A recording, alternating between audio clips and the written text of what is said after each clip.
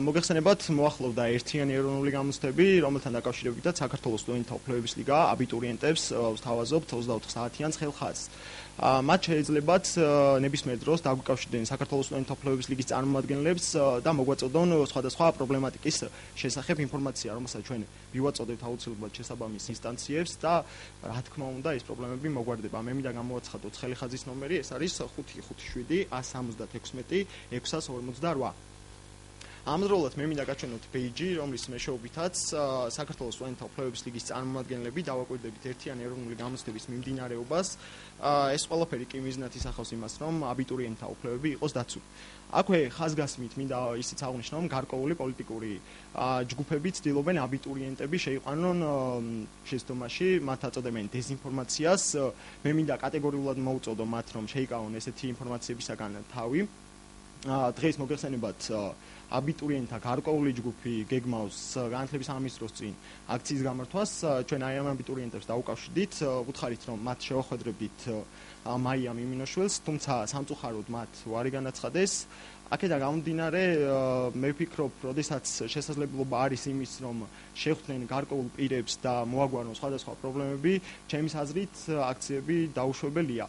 ამიტომ მე მინდა აბიტურიენტებს მოვუწოდო იმისკენ, რომ ხვალიდან უკვე ოფიციალურად იწყება ერთიანი ეროვნული გამოცდები, მათ მთელი კოორდინაცია მოახდინონ სწავლის პროცესზე, ხოლო საქართველოს სტუდენტთა უფლებების ლიგა კი მათ პირდებით, რომ მათი უფლებები იქნება დაცული.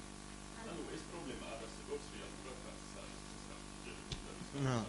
აი კონკრეტულად რომ მითხრათ კი ბატონო, ქართული ენის გამოცდაში შევიდა ცვლილებები, თუმცა სტილი ქართული ენის გამოცდის არ შეცვლილა, უბრალოდ გარკვეულწილად იყო ადრე რამდენიმე კითხვაზე, ესე რომ ვთქვათ, რა ტექსტი იყო მოცემული და ამბობდნენ, რომ აი ამდენი შეცდომა აი ამ ტექსტში. თუმცა გამოკვლევებმა როგორც აჩვენა, ამ დროს უფრო დიდ შეცდომებს უშვებდნენ აბიტურიენტები და აქედან გამომდინარე გადაწყვიტა ცენტრმა შეეცვალა, თუმცა ეს უკვე უფრო სპეციფიკური თემაა და აქედან გამომდინარე ქალბატონ მაიასთან და ვისაუბროთ ამ თემაზე.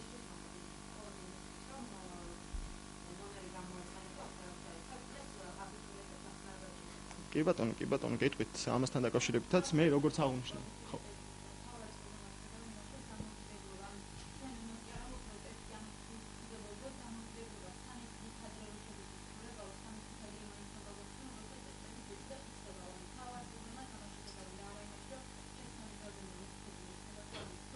კი ბატონო, გეტყვით ამასთან დაკავშირებით, ჩვენ იმისთვის მოვედით, პირველ რიგში თქვენ გაგცემთ პასუხს, ჩვენ იმისთვის მოვედით აქ, რომ კიდევ ერთხელ განვაცხადოთ, რომ საქართველოს სტუდენტთა უფლებების ლიგა აბიტურიენტთა გვერდითაა, ჩვენ ეს დავამტკიცეთ, ჩვენ მათ დაუკავშირდით და უთხარით, რომ ქალბატონ მაია მიმინოშვილს შევახვედრებდით.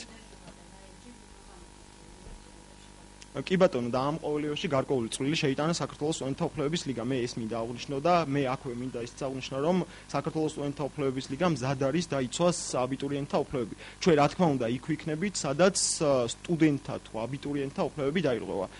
აქედან გამომდინარე, როდესაც შესაძლებლობა არის, ჩემის აზრით, რომ გაისაუბრონ ქალბატონ მაიას, მე მათ შევთავაზე, რომ მოდი ჯერ ქალბატონ მაიასთან მივიდეთ, გავისაუბროთ, მისგანაც მოვისმინოთ გარკვეული თემები და შემდეგ უკვე გადაწყვეტეთ თქვენ თვითონ.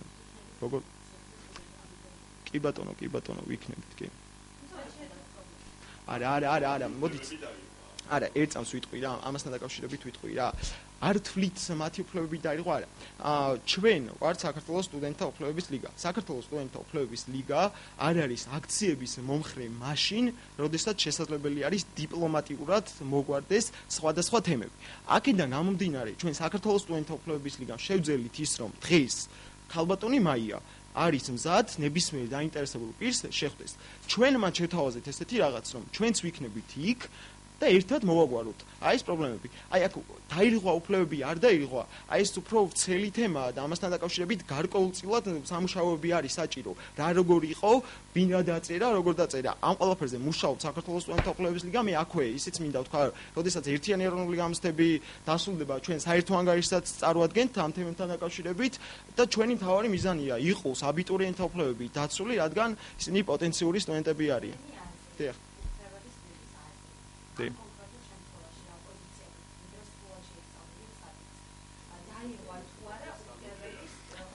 ამ თემასთან დაკავშირებით მე როგორც ვიცი, აქ უბრალოდ გასარკვევი არის სისტემა და მაგიტომ მინდოდა ქალბატონ მაიასთან შეხვედრა აი ამ აბიტურიენტებთან ერთად. როგორ იყო ინფორმირებული აბიტურიენტები?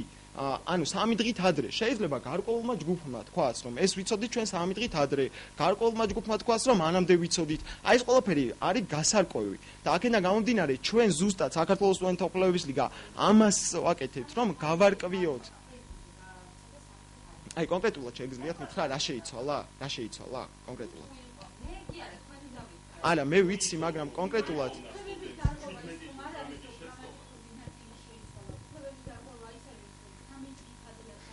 მე როგორც ვიცი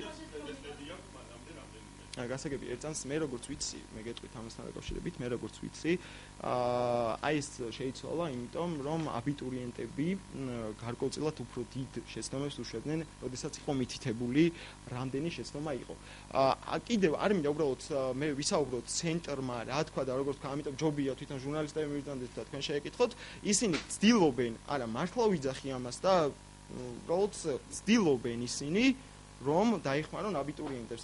გარკვეულწილად რაღაცებსაც ყურადღება არ მიექცევავ. უბრალოდ მე ამაზე არ მინდა ეს თემა გავშალო, ეს უფრო ცენტრის საქმე არის, ეს უფრო სპეციფიკური თემა არის. ჩვენ, რა თქმა უნდა, მე აქვე ვიტყვი იმასაც, რა თქმა უნდა, ჩვენ დავაკვირდებით მიმდინარე პროცესს და მე პირობას ვიძლევი, რომ თუ ჩვენ შევამჩნევთ, რომ აბიტურიენტთა უფლებები ირღვევა, ჩვენ მათ გვერდში ვიქნებით. ჩვენ მე მინდა შეგახსენოთ ერთი რაღაც. ალბათ გახსოვთ 700 აბიტურიენტი, რომელიც გარეთ დარჩა.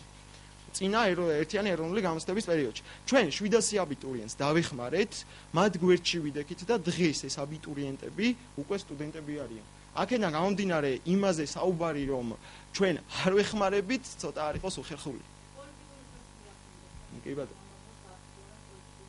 კი ბატონო, გვაქვს ინფორმაციები, რომ აქვს პოლიტიკური სარჩული, თუმცა ამასთან დაკავშირებითაც უფრო ვრცლად ვისაუბრებთ შემდგომში.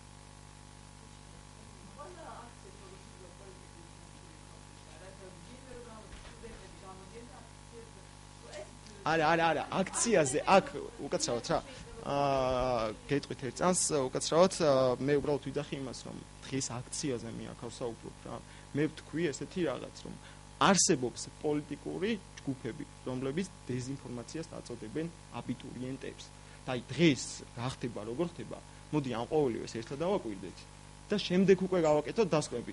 მე უბრალოდ ვესაუბრე ამ აბიტურიენტებს, მათ შევთავაზე დახმარება გარკვეულწილად მათ გვითხრეს ესეთი რაღაც, რომ არა, ჩვენ გვინდა აქცია ჩავატაროთ და მე დავაკვირდები აქციის მოვლენებს, რა როგორ იქნება, მათი მოთხოვნებიც მაინტერესებს და იქედან გამომდინარე კიდევ, რა თქმა უნდა, ლიგა გააკეთებს შესაბამის განცხადებას და მოვიქცევით ისე, როგორც ჩავთვლით საჭიროდ. ამ შემთხვევაში ჩვენ ვართ სტუდენტთა უფლებების დამცველები და ამავდროულად აბიტურიენტთა უფლებების დამცველები, იმიტომ რომ პოტენციური სტუდენტები არის.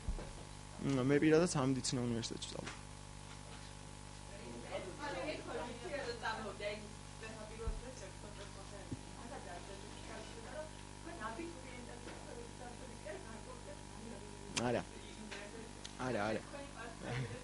არა.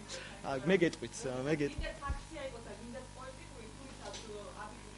კი გეტყვით, აი თქვენ შეგიძლიათ აი 1 წლის წინ გექნებათ კადრები, შეგიძლიათ მოიძიოთ, ჩვენ ვიყავით პრაიმ ტაიმში ზუსტად მოსულები და თქვით, რომ ქალბატონმა მაიამ მიიღო ცუდი გადაწყვეტილება, რომ 700 აბიტურიენტს არ მიცა სწავლის გაგრძელების საშუალება და ამ შემთხვევაში ჩვენ ქალბატონ თამარ სანიკიძეს ვთხოვეთ, რომ იქნებოდა დახმარებოდა აბიტურიენტებს და ზუსტად ქალბატონ თამარ სანიკიძის გადაწყვეტილებით მოხდა ეს და აქედან გამომდინარე